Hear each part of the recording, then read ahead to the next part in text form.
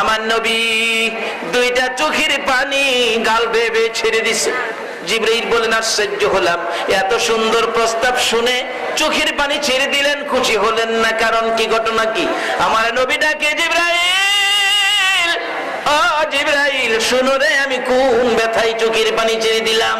আমার দাফন যদি আল্লাহর আরশের ডান পাশে হয়, আমি জানতে চাই রে আমার গুনাহগার উম্মতের দাফন কই হবে? জিবরাইল বলেন, ইয়া রাসূলুল্লাহ, আপনার উম্মতের দাফন এই জমিনের মধ্যে হবে। আমার নবী কান্দে, জিবরাইল রে, না না, এই প্রস্তাব আমি রাখতে পারবো না রে জিবরাইল, আমার উম্মতেরা এই জমিনে থাকবে, আমি নবী আরশে থাকতে পারবো না। আমার পক্ষ থেকে একটা প্রস্তাব আমার প্রভুর দরবারে তুলে ধরো, আমার উম্মতেরা যদি এই জমিনে থাকে রে, আমি নবী আরশে যাব না, আমি আমার তামাম পৃথিবীর উম্মতের ব্যথা বুকে লইয়া রে আমি সোনার মদিনার মাটিতে থাকবো। বলুন, নবী এখনো সোনার মদিনার মাটিতে আছে কিনা? আপনাদেরকে ছেড়ে আরশে যায় না। আজকে সেই নবীর আদর্শ নাই। কতজনের আদর্শ বাড়ি করে ঢুকাইলেন, চাচার ছবি, চাচির ছবি দিয়ে ঘর বাইরে রাখছে, নবীর আদর্শের কোনো একটা স্মৃতি ঘরে নাই।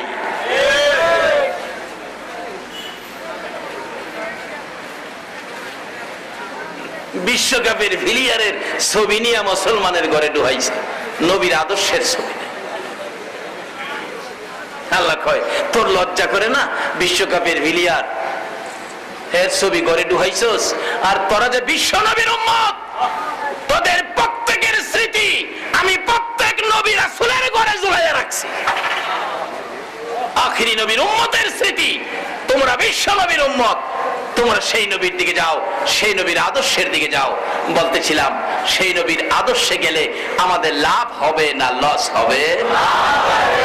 এবার জিবরাইল প্রশ্ন করেন, ইয়া রাসূলুল্লাহ, আরশে যাবেন না, মদিনায় পড়ে থাকবেন, এতে কি লাভ হবে উম্মতের পাশে শুয়ে থাকলে? আমার নবী ডাকে, জিবরাইল রে, উম্মতের ব্যথা তুই বুঝবি না রে জিবরাইল, আমি নবী আরশে যাব না, আমি আমার উম্মত লইয়া সোনার মদিনার মাটিতে পড়ে থাকবো, তাতে কি লাভ হবে গো? জিবরাইল ডাকতেছে। আমার নবী বুঝায়, জিবরাইল রে, ও জিবরাইল, দুনিয়ার জমিনে দেখেছি মুরগি যখন বাচ্চা ফোটায়, মা মুরগিটা বাচ্চা লইয়া সমাজে ঘোরাঘুরি করে, বাচ্চার উপর কোনো বিপদ দেখা দিলে মা মুরগিটা দুইটা পাখা বাড়াইয়া ডাকে, বাচ্চারা রে আয় আমার পাখার নিচে আয়, চিল্কা করতেছে, বিপদ দেখা যায় তোদেরকে নিয়ে যাবে। মা ডাকতে থাকলে বাচ্চাগুলো দৌড়াইয়া মায়ের ডাকে পাখার ভিতরে ঢুকে মা সান্ত্বনা দেয়, আর ভয় পাইস না, আমার জীবন থাকতে একটা বাচ্চারও ক্ষতি হতে দিব না। জিবরাইল, আমারও মন চাই রে আমি সোনার মদিনার মাটিতে পড়ে থাকবো, আমার তামাম পৃথিবীর উম্মতের যদি কোনো বিপদ দেখা দেয় রে জিবরাইল, বাচ্চাওয়ালা মুরগির মতো আমি নবী মদিনার জমিন থেকে দুইটা হাত বাড়াইয়া দিব, আমি আমার তামাম পৃথিবীর উম্মতগুলো হাতের মধ্যে লইয়া সুখে শান্তিতে মদিনার মাটিতে পড়ে থাকবো। যেই নবী উম্মত ছেড়ে আরশে যায় না, মদিনার মাটিতে সই, এই নবীর পক্ষে আমাদের যাওয়া দরকার আছে কিনা? এই নবীর কথাগুলো মানা আমাদের দরকার আছে কিনা? নবীর কথা মানবে যারা হবে জান্নাতি। বলুন, নবীর কথা না মানিয়া আবু জাহেল হইল দুজুকি, না মানিয়া নবীর কথা মানবে যারা হবে জান্নাতি, নবীর কথা মানবে যারা হবে জান্নাতি, না মানিয়া আবু জাহেল হইল দুজুকি, না মানিয়া আবু জাহেল হইল দুজুকি। আমার নবী কয়, জিবরাইল, আমার উম্মতের জন্য আল্লাহর পক্ষ থেকে লানত এই রমজান মাসের প্রথমে, আর আমি নবী আমিন লাগাবো, এটা কেমনে হয় রে? কোন কিসিমের উম্মতের জন্য আমি একটু শুনি। জিবরাইল বলেন, হুজুর, এই রমজান এত বরকতের রমজান, গুনাহ মাফের সুযোগ, রহমতের সুযোগ, মুক্তির সুযোগ, সব কিসিমের সুযোগ এই রমজান মাসে আপনার উম্মতের জন্য। এত সুযোগ সুবিধা পায়া যারা রমজান মাসে ইবাদত করে, রমজানের রোজা রেখে নিজের গুনাহগুলি মাফ করাইতে পারলো না, তাদের উপরে আল্লাহ লানত। রাসূল বলেন এরকম উম্মত হইলে তো লানত পাওয়ার উপযুক্তই। নবীজি আমিন লাগাইয়া দিছে, আল্লাহর পক্ষ থেকে লানত, নবীজি আমিন লাগাইছে। এই ব্যক্তিগুলি কারা? যারা এত সুযোগ সুবিধার রমজান পায়া রমজানে ইবাদত করলো না, রমজানে রোজা রাখলো না। একটু হিসাব করে দেখেন এই বেজালও কে কে পড়ছেন। ইয়া রাসূলুল্লাহ, 2 নাম্বার ব্যক্তি হলো মা বাবা দুনিয়ায় জীবিত আছে, অথবা বাবা আছে মা নাই, মা আছে বাবা নাই, দুইজনের একজন আছে অথবা দুইজন আছে। মা বাবার খেদমত করে যারা জান্নাত কিনতে পারে নাই তাদের উপর আল্লাহর লানত। আপনি নামাজি, ওয়াজ শোনেন, ওয়াজ করান, কিন্তু নবীকেও ভালোবাসেন, মা বাবারে বাদ দেন না, মা বাবারে কষ্ট দেন, তাহলে আপনার উপরে আল্লাহ লানত। নবীজি আমিন লাগায় দিছে। মা বাবারে কষ্ট দেওয়ার ব্যক্তিত্ব আমাদের সোনার বাংলায় আছে কিনা? আছে, থাকলে বালা বুঝাল। বাবা আজকের মাহফিল থেকে পরিষ্কার হন, যদি মা বাবা দুনিয়ায় থাকে রমজানে এই বিপদ থেকে বাঁচার জন্য, আল্লাহর লানত, নবীর আমিন থেকে বাঁচার জন্য মা বাবার খেদমতে চলে যান, মা বাবার কাছ থেকে জীবনের গুনাহ ক্ষমা নেন। কারণ মা বাবার মতো দরদি এই পৃথিবীর জমিনে আর পাওয়া যাবে কিনা বলুন? এটা বাস্তব ঘটনা। এই রমজান মাস আসলে কিছু মানুষ আছে রোজা রাখে না, এই সিগারেট খায়, জিগাইলে কয় হুজুর আল্লাহরেই ভয় করি না, আর আপনারা মৌলবীরারে ভয় কইরা লাভ আছে? হ্যাঁ বলে আল্লাহরে ভয় করে না। কেমন শ্যাড হইছে। হ্যাঁ, এরকম এক ব্যক্তি আমাদের এলাকায় ছিল, এরকম মোটা, হ্যাঁ হাতাইরা মোটা, কি বেড়া। হ্যাঁ, একদিন বন্ধুদের সাথে কয় আমি তো চিন্তা করছি, মৌলবীরা কয় মরার পরে বলে মাটি, কবরের মাটি চাপা দিয়া একদিকের হাড় আরেকদিকে এইভাবে ঢুকাইয়া দিব। মৌলবীরা কয় আমি নিয়ত করছি আমি মরার পরে কবর দিয়া সব গেলেগা, 2টা হাত এইভাবে রাখবো, মাটির বাবার নি ক্ষমতা আছে আমার হাত জমাইতো। মাটির বাবার বলে ক্ষমতা নাই। আল্লাহ বলছে কোরআন শরীফে, লাইন শাকারতুম লা আযীদান্নাকুম ওয়া লাইন কাফারতুম ইন্না আযাবি লাশাদীদ।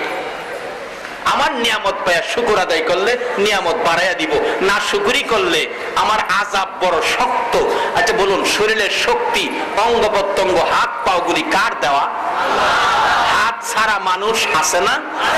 আল্লাহ পাক এখানে সাবধান করে যায়, তোরে হাত দিছি, দেখ হাত ছাড়া আরেকটা ব্যক্তি আছে, ইচ্ছে করলে তোকেও আমি হাত ছাড়া করতে পারতাম, কিন্তু এই হাতগুলি দিয়ে যা মনে চায় তা করো না, আমি একদিন হাতের হিসাব নেব। যাক, এইদিকে ওয়াজ গেলে যাই বুগা সারা রাত, এইদিকে না আমি সংক্ষেপ করে দিতেছি। বেটা কয় হাত বলে এইভাবে ছড়ায় রাখবো, কবরও গিয়ে মাটির বাবারও ক্ষমতা নাই জমাইতো। আল্লাহ কয় অতিরিক্ত করছস, তোরে আর ছাড়া যায় না। এই ঠাট্টা মস্কারি করে বাড়িতে গেছে, সন্ধ্যার দিকে জ্বর আই পড়ছে, প্রচন্ড জ্বর। রাত্র বসন্ত ঘোড়া বাইরেছে। বসন্ত ঘোড়া ছিলেন না? এখন তো নাই, আগে ছিল। বসন্ত গোড়া বেরিয়েছে। শেষ রাত্রে গোড়া বড় বড় হইয়া পাইকা, ব্যথা, এত ব্যথা। সকালবেলা মা বাবা অস্থির, সন্তানটার কি হলো হঠাৎ করে গেছে কবিরাজের বাড়ি, কবিরাজের চিকিৎসকের বাড়ি। কবিরাজ আয়া ফু দেয়, গোড়া ভালোই তো, গোড়া আরো বাড়ে। আল্লাহ কয় কবিরাজ ফুয়া তুই দিয়ে কি করতারস? আমি বাড়াইলাম, তুই পারলে কমাইস, ব্যথা বাড়ে। ওই রুগী কয় কবিরাজ আমারে ফুয়াইস না, ফু দিলে আরো বাড়ে। কিছু জিনিস আছে, কিছু আগুন আছে ফু দিলে বাড়ে। যারা লাকড়ি দিয়া পাক করে, সোলার আগুন নিবা গেলে ফু দিলে কি হয়? আগুন। আমার কিছু আগুন আছে নিবে। ছোট ছোট কুপি বাত্তি চিনেন? কুপি বাত্তি, কেউ ল্যাম্প কয়, কুপি কয়। এরকম কুপি বাত্তির আগুন যদি ফু দেন কি হবে? সোলার আগুন ফু দিলে একই ফু কাজ করে দুইটা, একটাই নিবে আর একটাই জ্বলে। কিন্তু হ্যাঁ তো ফু দিলে নিবে না, জ্বলে। কবিরাজ ফুয়াইস না বেটা, জ্বলে। কবিরাজকে জীবনে কত গুড়া ভালা করলাম, এমন বাগায়া গুড়া তো আর দেই নাই। কবিরাজ ভাগছে, আল্লাহ কয় ভাগ, কত ভাগ দারস? হ্যাঁ বলে হাত সরাইবো, মাটির বাবার ক্ষমতা নাই, আমি হেরে দেখকে লই। এইভাবে সমস্ত শরীর গুড়া ফাইকা ফসা গন্ধ ছুটছে, বিছনার সাথে গোশতগুলি খুইলা পড়া যায়। দুইটা হাত এইভাবে বুকের উপরে ফালাইছে, বুকের থেকে হাতগুলি নামাইবার শক্তি নাই। মা কয়, বাবা রে হঠাৎ করে কেন তোর এই বিপদ হলো, ব্যাপার কি, ঘটনা কি? এবার ছেলেটা চোখের পানি ছেড়ে দিছে। মা গো, আমি বলছিলাম কবরে গেলে মাটিয়ে চিপা দিব, মৌলবীরা কয়। আমি বলছিলাম দুইটা হাত এইভাবে ছড়াইয়া রাখবো, মাটির বাবারও ক্ষমতা নাই, কবরে গিয়া এইভাবে হাত ছড়ামু, দুনিয়াতে তো বুকের থেকে হাতটা নামাইতে পারি না। মা, এই অপরাধটুকু আমি করছিলাম। বাবা এখন কি করতে পারি? রাত্রে গভীর, দুর্গন্ধ, সমস্ত শরীর পচা। একদিন রাত্রে গভীর ভাই বোন গুলি বলতেছে, মা, মাগো, ভাইয়ের শরীরের দুর্গন্ধ আমরা সহ্য করতে পারি না, আমরা দুইজন চাচার ঘরে থাকি, যাও যাও যাও বাবা, তোমরা চাচার ঘরে থাকো। বাবা বলতেছে, বিবি, হ্যাঁ গন্ধ আমি আর সহ্য করতে পারি না, আজকে রাত্রটা আমি বাংলা ঘরে ঘুমাই, আমার ঘুম হয় না দুর্গন্ধে। মা বলতেছে, যান, আপনিও বাংলা ঘরে যান। ছেলে মেয়েদেরকে চাচার ঘরে দিছে। রাত্র গভীর, ছেলেটা ডান দিক বাম দিক মাথাটা ঘুরাইয়া মার দিকে তাকাইয়া ডাকতেছে, মা গো, মা তুমি কই গো মা? মা, বাবা আমি আসি তো কাছে। মা, আমার মন কয় আমি বাঁচবো না গো মা, মা আমি বাঁচবো না। মা তো গলায় চাপাইয়া ধরছে, বাবা এ কথা তুমি কইও না, আমি মা সহ্য করতে, মা আমার মন কয় আমি বাঁচবো না। মা আমি জানতে চাই আমার ভাই বোন গুলো কই, আমি জীবনের শেষ দেখা দেখবো। তোমার ভাই বোন তো ঘরে নাই, তোমার চাচার ঘরে। কেন গো মা তারা চাচার ঘরে? বাবা গো, তোমার শরীরের দুর্গন্ধ সহ্য করতে পারে না, বিদায় চাচার ঘরে। বাবা কই? বাবাকে দেখবো। তোমার বাবাও বাংলা ঘরে। কেন বাংলা ঘরে? তোমার শরীরের দুর্গন্ধ তোমার বাবা সহ্য হয় না, বিদায় বাংলা ঘরে। এবার চোখের পানি ছেড়ে দিলেন। মা গো, বাবা ঘর ছাড়লো, ভাই বোনেরা ঘর ছাড়লো। একটা মানুষ রাত্র পর্যন্ত ঘর ছাড়ে না, মুহূর্তের জন্য বাহির হয় না, আরো পাশে বসে গোড়াগুলো পাউডার দেয় গালায়, নেকড়া দিয়ে মুছে পুইস রক্তগুলো বাহির করে। বলুন, সব ঘর থেকে বেরিয়ে গেল, একটা মানুষ দুর্গন্ধ নাই, সন্তানের পাশে বসে রাত্র কাটায়। বলুন এই মানুষটাকে? আরো জোরে বলুন। এই মারে যদি কেউ কষ্ট দিয়ে থাকো, এই মার কলিজায় যদি কেউ আঘাত দিয়ে থাকো গো, নামাজ রোজা হজ যাকাত মুফতি মুহাদ্দিস মুফাসসির মক্কা মদিনার ইমাম হইয়াও আল্লাহর জান্নাতে যাওয়া হবে না। আরে মা বাবার কথা মতো যে জন চলে না, বলুন মা বাবার, আল্লাহ নবীজির দয়া তারা পাবি না। হায়রে আল্লাহ নবীজির, মা বাবাকে দুঃখ দিলে নামাজ রোজা যাইবি ফলে, মা বাবাকে দুঃখ দিলে নামাজ রোজা যাইবি ফলে, মার কলিজায় আঘাত দিলে খোদা সহে না, মার কলিজায় আঘাত দিলে খোদা সহে না। আল্লাহ নবীজির না, হায়রে আল্লাহ নবীজির। সন্তানগুলো চাচার ঘরে গেল, বাবা বাংলা ঘরে গেল, একটা মানুষ ঘর ছাড়লো না। বলুন এই মানুষটাকে? আরো জোরে বলুন কে? বলুন। এবার ঈদের মার্কেটে যাইয়া আগে কার কাপড় আমাদের কিনা দরকার? আরো জোরে বলুন। আগে বিবির কাপড় কিনবেন না মার কাপড় কিনবেন? চকচকরিয়ার মহিলারা যদি আমার প্রতি রাগ হয়, আমি ওয়াজ করবই, দাওয়াত দিলে দিবেন, না দিলে নাই। বিবির কাপড় আগে না মার কাপড় আগে? আল্লাহ তুমি কবুল করো, সকলে বলো না আমি। ছেলেটা ডাকতেছে, মা গো, ও মা, ভাই বোন গুলো দুর্গন্ধের যন্ত্রণায় চাচার ঘরে, বাবা দুর্গন্ধের কারণে বাংলা ঘরে, তাদের নাকে দুর্গন্ধ লাগলো গো মা, তুমি মার নাকে কি দুর্গন্ধ লাগে না?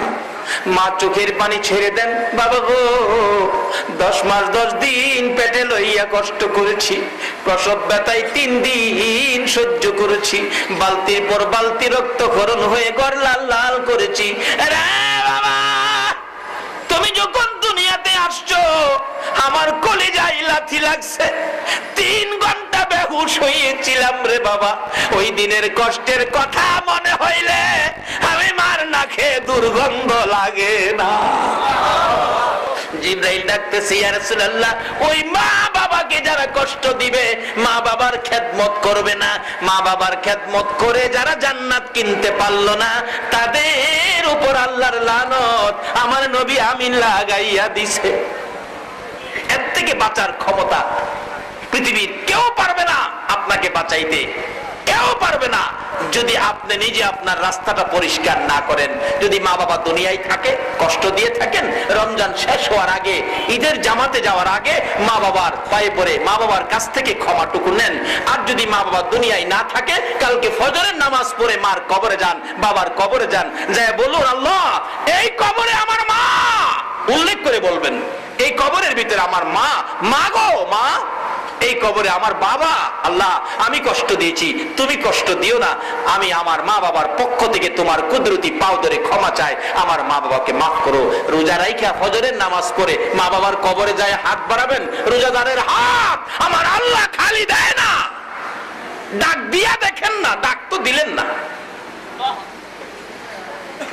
যদি আপনার ডাকে আল্লাহ খুশি হয়, মা বাবাকে কবর জগতে মাপ পাওয়া যায়, মাপ দিয়ে দেয়, মা বাবা কবর থেকে রুহানি ভাবে আপনার দুনিয়ার অপরাধগুলো রুহানি ভাবে মা বাবা ক্ষমা করে দিবে। তাই 2 নাম্বার এই লানত থেকে নিজেকে বাঁচান। 3 নাম্বার লানত, আমার আল্লাহর পক্ষ থেকে জিবরাইল এসে ডাকতেছেন, ইয়া রাসূলুল্লাহ আপনার উম্মতের জন্য 3 নাম্বার লানত আল্লাহর পক্ষ থেকে। আপনি নবীকে সৃষ্টি না করলে জগৎ সৃষ্টি হতো না, আপনার উসিলাতে সব। নবী গো, আপনার নাম শোনা মাত্র যারা আপনার প্রতি দুরূদ শরীফ পড়বে না, তাদের উপর আল্লাহর লানত রাসূল আমিন লাগাইয়া দিছে। এই 3 বিপদ থেকে কিভাবে বাঁচবেন, এই রাস্তাটা একটু খুঁজেন। শুধু নামাজ পড়ে যদি এই 3 বিপদে থাকেন, নামাজ দিয়েও আপনার কোনো লাভ হবে না। নামাজও পড়তে হবে, এই 3 কিসিমের লানত থেকে আপনাকে বাঁচাইতে হবে। যদি বাঁচাইতে পারেন, আপনার বাজেট কি? আমি শেষ দিকে আসছি, লম্বা হয়ে গেছে আলোচনা, কারণ আবার সেহরি খাইতে হবে। শেষ দিকে গেল বাইবেন না অক্ষণ ছেড়ে দিছি, আরো 20 মিনিট 25 মিনিট সময় যাইব, তারপরে ছাড়বো। এবার আব্দুল্লাহ আনসারী, কথাটা খেয়াল আছে? আব্দুল্লাহ আনসারী নবীজিকে আগায়া নিয়ে যাচ্ছে, খুশি। নবী তো ঘোষণা দিছে, তোদের জান্নাতের চাবি রোজগার হয়ে গেছে। যাইতে যাইতে যাইতে যাইতে রাস্তার কিনারে, বড় রাস্তা, মেইন রাস্তায় উঠাইয়া দিবেন, তো এটা সুন্নত, আগায়া দেওয়াটা সুন্নত। আগাইয়া দিলেন, নবীজি রাস্তার কিনারে যাইয়া দেখে ছোট্ট ছোট্ট 2টা বাচ্চা খেজুর গাছের মধ্যে এইভাবে হাত বাইদা আটকায় রাখছে। রাসূল জিগায়, কি রে বাবারা, তোমরা খেজুর গাছের মধ্যে হাত বাঁধা কাঁদতেছো, কি তোমাদের দুঃখ? বাচ্চাগুলো চোখের পানি ছেড়ে ছেড়ে কান্দে। হুজুর, কত মানুষ যায় এই রাস্তা দিয়ে গো, আমাদের দুঃখের কথা কেউ জিগায় না। আমার নবীর আদর্শ, বাচ্চাদেরকে বড় মায়া করতেন। আমরা কি বাচ্চাদেরকে মায়া করব? নবী খুশি হবে। যদি হিন্দুদের বাচ্চাও হয়, আমরা এরপরও বাচ্চাদেরকে নবী আদর করতেন, বিদায় আমরা তাদেরকে কি করব? হোক না সেই হিন্দু, বানাইছে তো আল্লাহ, আমরা কি করব? বাচ্চা বলে তাকে। আচ্ছা, একটা বাচ্চা ছেলেকে যদি মসজিদের ইমাম সাহেব হুজুর হিন্দুর ছেলেকে আদর করে, ডাক দেয় কাছে এনে মাথায় হাত বোলায়, মা দেখলে খুশি হবে না বেজার হবে? মা কি বলবে? হায় আমার হুজুর না, আমার বাচ্চারে, আমরা হিন্দু মানুষ, তারপরও কত আদর করে। একদিন দেখবেন তার স্বামীর সাথে পরামর্শ করবে, লো আমরা মুসলমান হয়ে যাই, মুসলমান ধর্মটা কত সুন্দর, দেখছো? হ্যাঁ, মুসলমান হইয়া আমরা হিন্দু ধর্মের বাচ্চাদেরকে কত মায়া করে, আর মুসলমান হইলে জানি আরো কত মায়া করতো। অস্ত্র সারা যুদ্ধ করে দুনিয়া করলো জয়, তাই তো আজি মানব দানব মুহাম্মদ নাম লয়। আমার নবীর যুদ্ধটা ছিল ভালোবাসার যুদ্ধ, ভ্রাতৃত্বের যুদ্ধ, মহব্বতের যুদ্ধ, বন্ধুত্বের যুদ্ধ, হাতিয়ারের যুদ্ধ নয়। বিজাতিরা পর্যন্ত নবীর আদর্শ দেখে দলে দলে মুসলমান হয়ে যাইত। আসুন আমরা সেই নবীর আদর্শ নিয়ে আবার ময়দানে চলে যাই। আমার নবী জিজ্ঞেস করেন, বাবারা তোমাদের এই কষ্ট, এই অসুবিধা, এইভাবে দুঃখ কষ্ট ব্যাপারটা কি? হুজুর কত মানুষ যায়, কেউ জিগায় না। তোমাদের বাবার নাম কি? হুজুর আমাদের বাবা হলেন ওই যে আপনার পাশে দাঁড়ানো, হাত তো বাঁধা, মুখে ইশারা করে আপনার পাশে দাঁড়ানো আব্দুল্লাহ আনসারী। আমার নবী জিগায়, আব্দুল্লাহ আনসারী রে, এই বাচ্চাগুলোর এই অবস্থা কেন, কষ্ট দুঃখ কেন?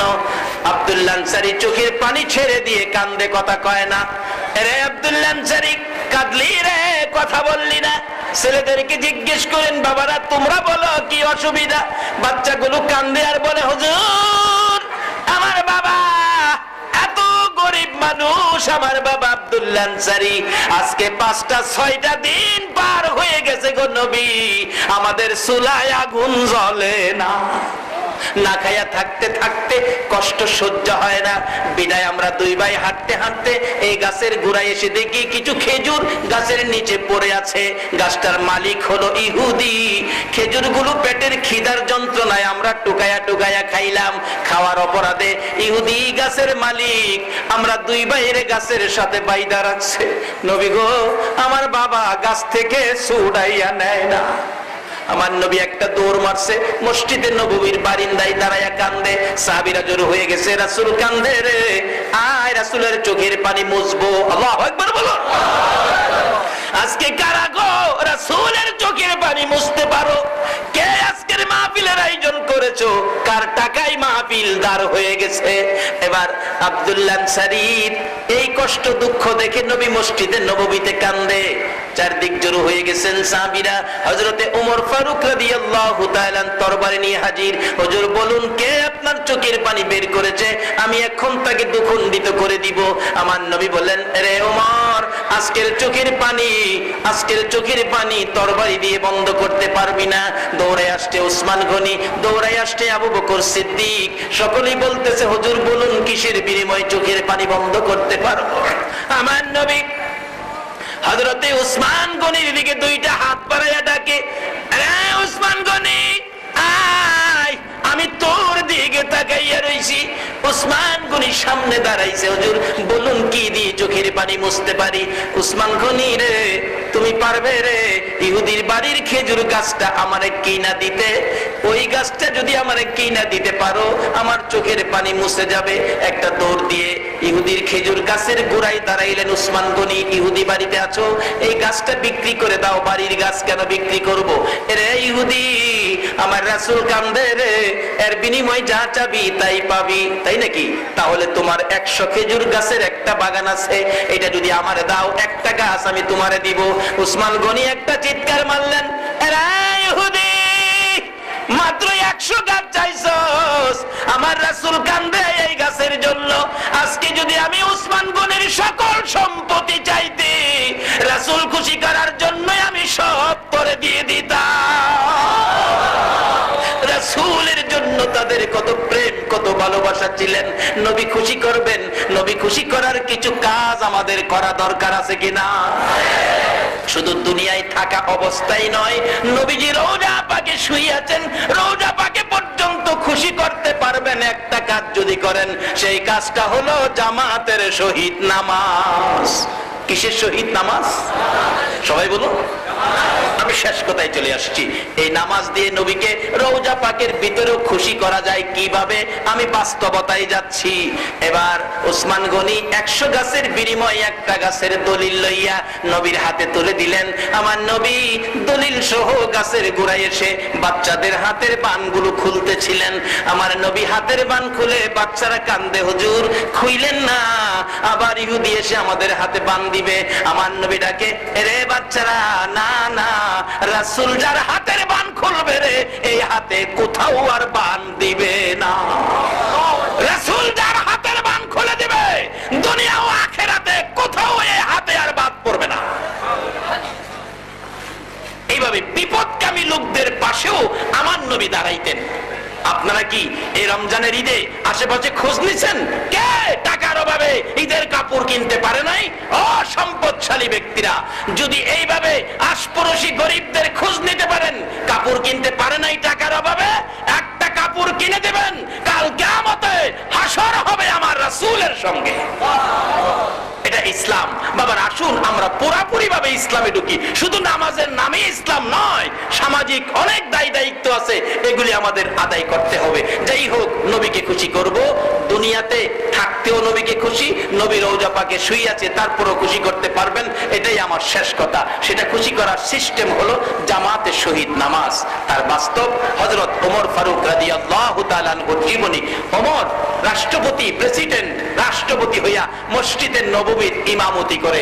আমাদের তত্ত্বাবধায়ক সরকার পারবনি চকরিয়া মসজিদের ইমামতি করত, অহন তো তার আর দেহি না।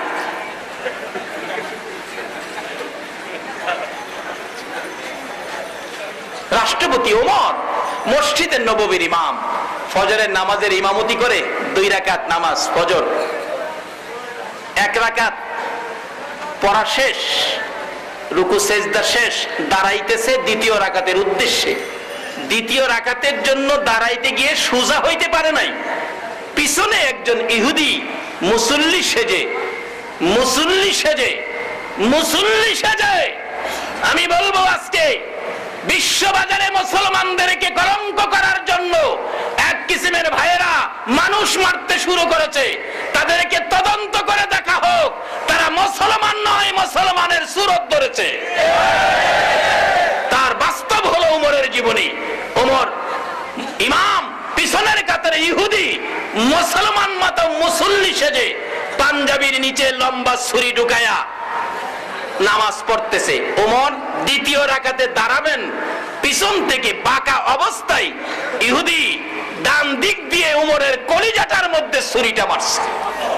ওমর কাত হইয়া নামাজের বিছানার মধ্যে পড়ে গেছে, যে বিছানায় আমার রাসূল দাঁড়াইয়া ইমামতি করতেন। কাত হয়ে পড়ে গেছে, জিহ্বাটা বাহির হয়ে গেছে। শক্তিশালী পুরুষ ওমর রক্ত বাহির হইয়া মসজিদে নববী লাল লাল হয়ে গেছে।